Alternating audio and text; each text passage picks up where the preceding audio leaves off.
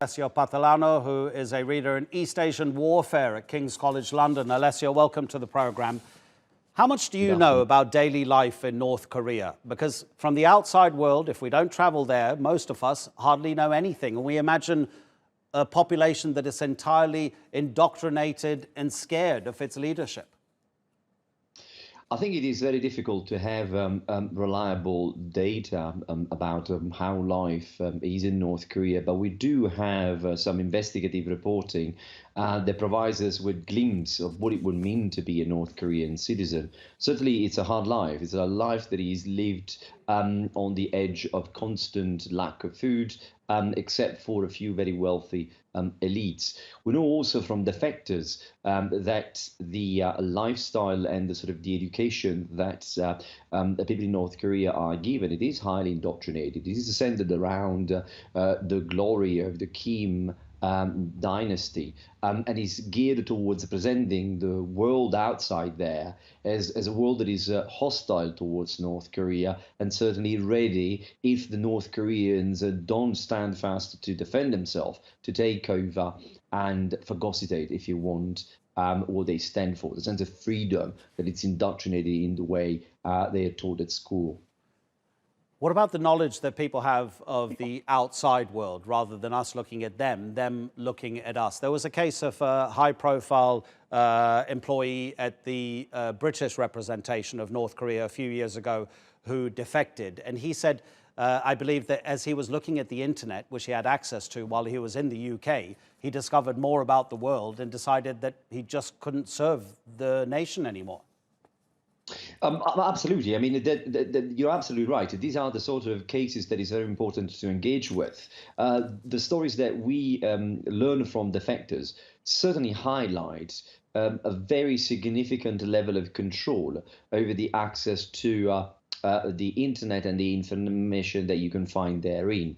In that respect, you know, this is is an authoritarian regime with a particularly strong grip on how to access the world outside. Some of the areas along the borders with South Korea, they can also receive radio signals, stations from south of the border. And we know that some of the defectors, actually ideas to defect, to jump the fence, as it were, really came from learning through radio programs that the world out there was very different from the one that was portrayed inside. So there is this sense of, if you want, a besieged mentality that is nurtured inside North Korea about the rest of the world. And that can only be effective through a very watertight control of access and analysis of information. What about the way the regime controls its people and its use of labor camps and prison facilities? You'll remember again the United Nations a few years ago speaking to one particular defector who, amongst all of the testimony that he gave the panel, said that I literally had to eat insects and grab cockroaches in the labor camp that they had placed me because they weren't giving us food.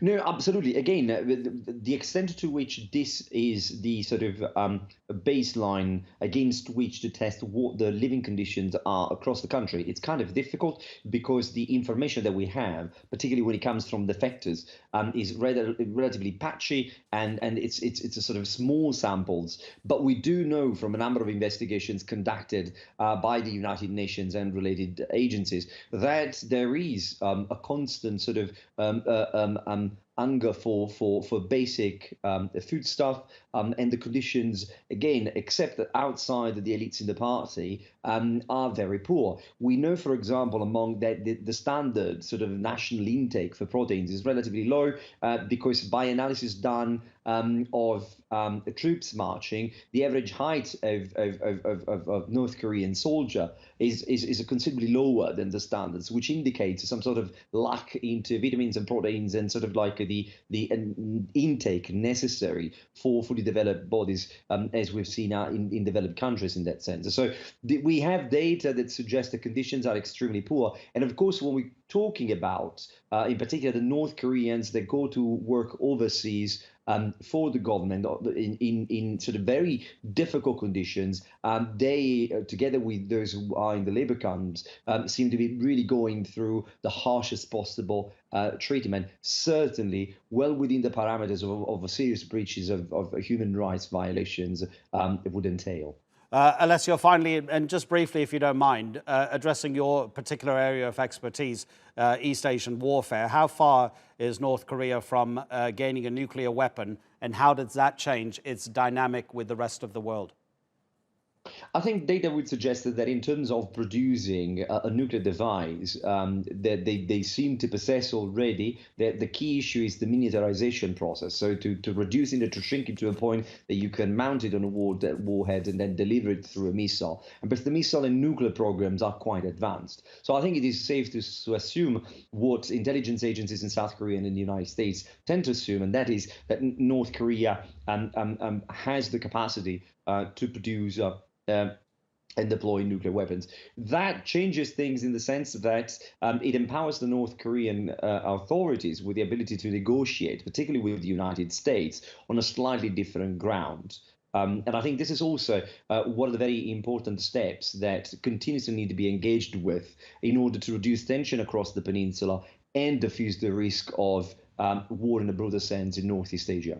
Alessio, thank you so much indeed. Really, really interesting to hear what you have to say. Alessio Patalano from King's College London.